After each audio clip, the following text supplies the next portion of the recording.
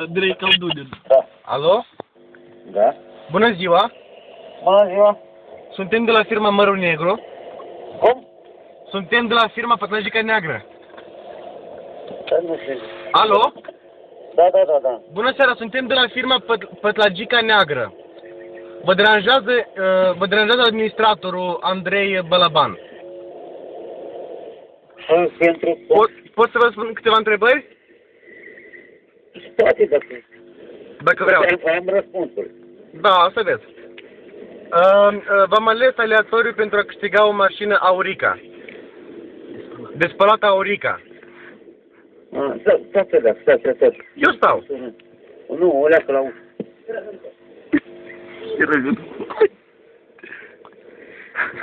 Stai că eu că dau o soție. Da. Acușa, îi dau o soție, eu să rezolv. Da. Alo? Da, alo. Bună seara, vă deranjează de la firma Pătlajica Neagră. De ce am stat la Gica Neagră? Ați fost ales aleatoriu pentru a câștiga o mașină Aurica. Mașină de spălat. Dar pe care familie aveți în vedere? Pe numărul ăsta, 49 56 31. Da, de familie? Eu nu știu familie, ați câștigat o mașină de spălat. Da, și? Nu vreți să vă luați pădarul? Da, eu, dar unde să vin? Noi venim la dumneavoastră. Când? Azi nu reușim, de-am. Azi nu reușit. Nu, dar păi zău. Dar când vine? Mâine? Mâine sau... nu, adică peste 2 ani. Nu, Uite, sau păi mâine. la Pătlajica Neagră. Nu! Asta e firma asta, nu-i vina mea, că eu șef așa au spus Pătlajica Neagră. Da? Dar când vine? Mâine s-ar putea, pentru că reguliul nostru o scat o leagă. Eu aud acolo râsul, să zic că ai să fac pricol ceva. Asta nu-i pricol, pentru că domnii administratorul ex o jucat pe casă. Da, la ce oră mâine Pe la vreo, eu știu, când dumneavoastră sunteți liberi așa? Eu tot timpul sunt liberă, să acasă. Și dacă noi venim pe la vreo 6 seara sau 5, cam așa. Da, tot timpul acasă, da. Noi avem un Jigulit din 80 negru, noi l-am buit singuri cu mea noastră. Noi putem să venim să-l aducem, noi să aflăm adresa singur, nu ne dați ca să nu spuneți că nu-i pricol, noi să aflăm singur, că noi avem relație cu Ministerul de Interne.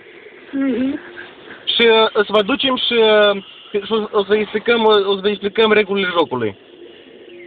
Pentru că mai departe să câștige chiloți, mașini de spălat, mașini, lanțuri pentru vaci. Și mâine pe la vreo 5, eu o să vin cu Aurica și o să vă transmitem felicitări pentru pădarul care l-ați primit. Da. Și mai departe o să fiți inclus în automat în jocul cel 1001 de nopți. Da. Și primiți cetățenii din Paraguay gratis.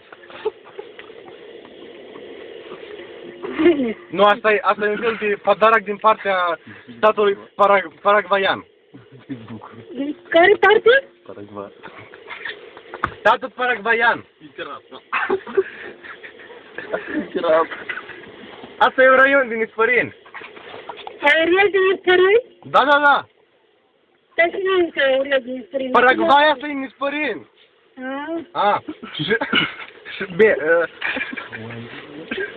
Deci mâine la ora 5 o să fiu la dumneavoastră, bine?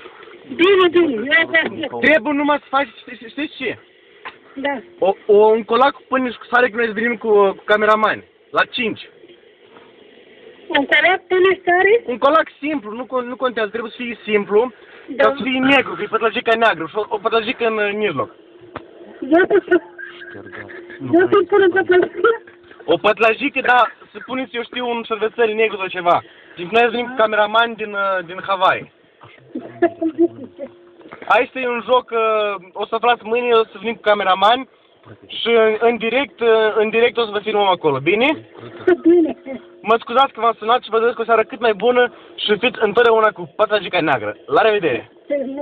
La revedere! Da. Dă-l măi.